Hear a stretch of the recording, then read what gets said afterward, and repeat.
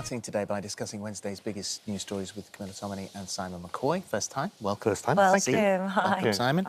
Hi. We've got to start with this horrifying story that we woke up to this morning. 19 young children, 2 adults have died in a shooting at Robb Elementary School in South Texas. This is the 18-year-old suspect, named as Salvador Ramos, had a handgun, an AR-15 semi-automatic rifle, high-capacity magazines, shot and killed by law enforcement at the scene.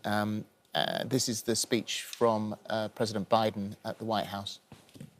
As a nation, we have to ask, when in God's name are we going to stand up to the gun lobby?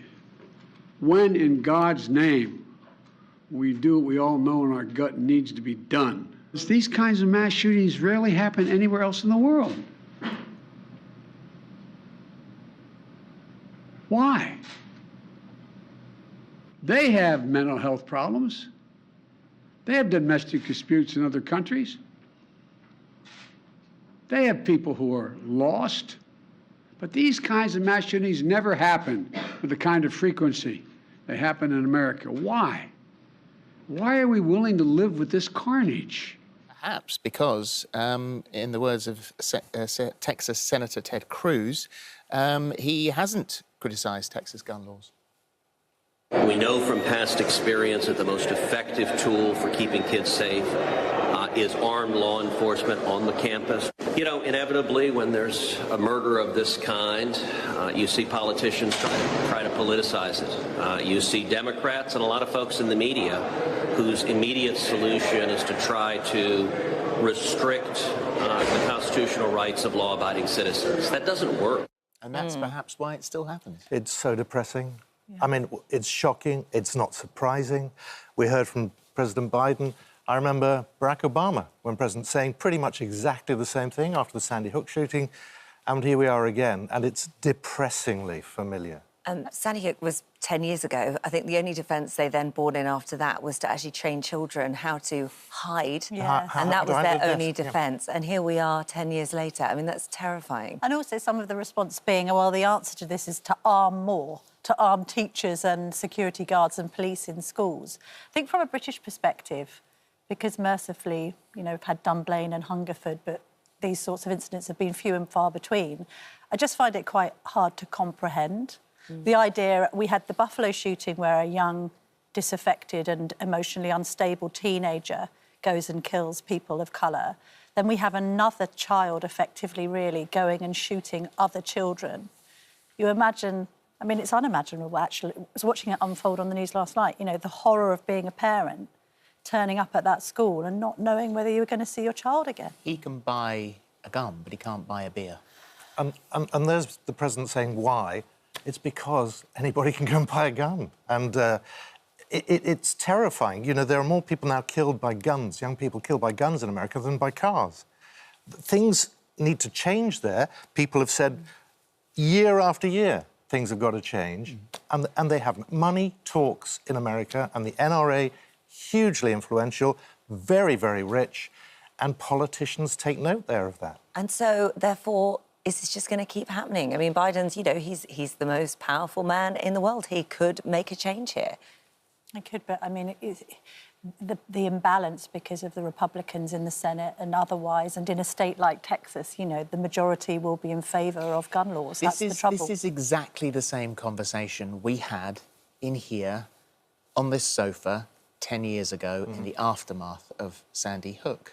And as long as the NRA have that amount of power and that amount of wealth, then surely this is just going to be the continuing way of life in America. But there's also, you know, there were people who are from the village saying that they still supported gun laws, you know, that they still supported the right to bear arms under the Constitution. So it's not just the financial imperative of those on that side of the debate sort of pushing the agenda, but it's equally because a vast number of Americans actually think this is a good idea, to bear arms. President Obama, in one of his last interviews, as he left the presidency, he was asked, what is your biggest regret?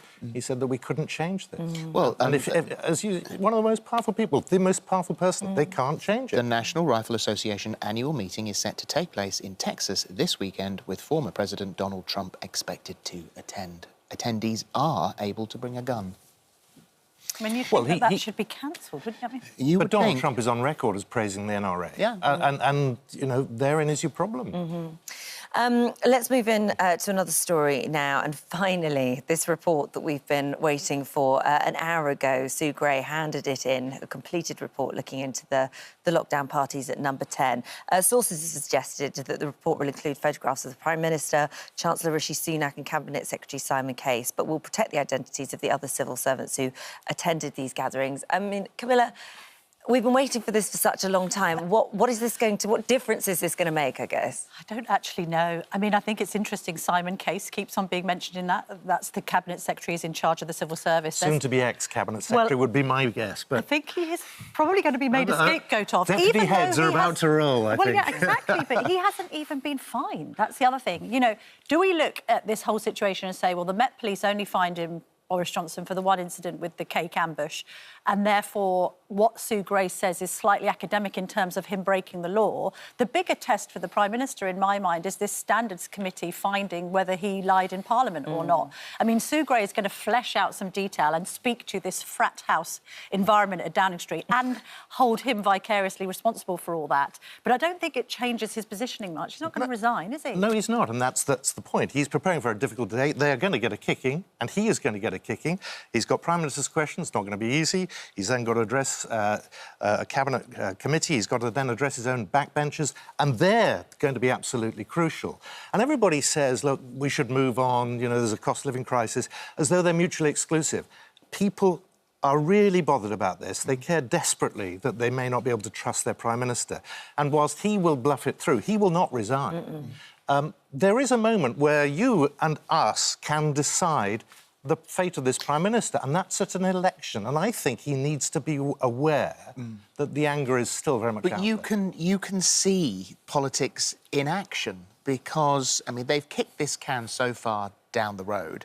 Tomorrow, it's expected that the Chancellor, Rishi Sunak, will announce a multi-billion-pound package to help thousands with the cost of living crisis. That's good timing, isn't it? This was apparently, I was listening to the radio this morning, that this report was supposed to be published after the Jubilee celebrations, which miraculously it's now tomorrow. Yes, it's funny that, isn't it? But also, to be fair, there has been this ongoing row over whether or not to introduce a windfall tax. And to be fair, Downing Street and Number 11 are under this huge pressure to provide some immediate relief because there's a sense that the Spring Statement and indeed the Queen's speech hasn't done anything to help people with this cost of living crisis hurtling down towards them. And of course, it's much better to say, oh, look, this is the Sue Gray report and it's very negative and he's going to give apparently 3 masochistic apologies today, but at the same time say, but look over there and this is happening because it's Linton Crosby's legendary dead cat strategy. Because we've seen this play out before. Exactly this scenario. Oh, there's bad news today, but let's make sure everybody tomorrow's talking about something else. Well, let's just hope that that good news is substantial enough to alleviate the massive problems that so many of the... What if they announce a windfall tax? I mean, Keir Starmer, the Labour Party, are going to say, hang on a minute, we were telling you to do this ages ago. You could have brought in some real help to people who are suffering massively. Also, it's unpopular with... He's going to make himself more unpopular with the party because there's a load of Tories that don't want a windfall tax, think it disincentivises investment. Businesses aren't happy about it. We're the most taxed we've been since the Second World War.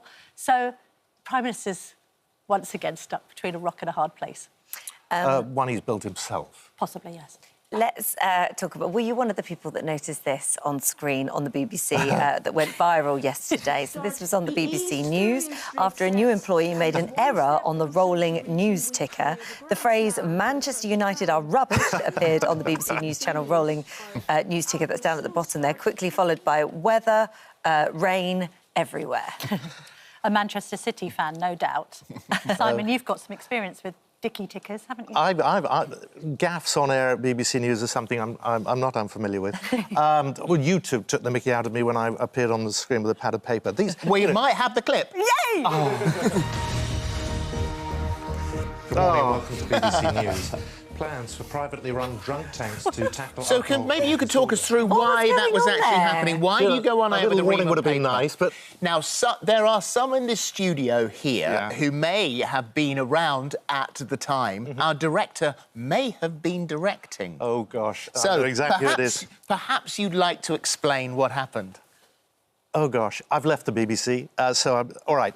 So what I used to do sometimes, just if it was quiet, I used to put a piece of paper on the autocue in front of the camera so that my colleague had a blank screen in front of them. Oh, my God, that's so terrifying. Don't get any ideas.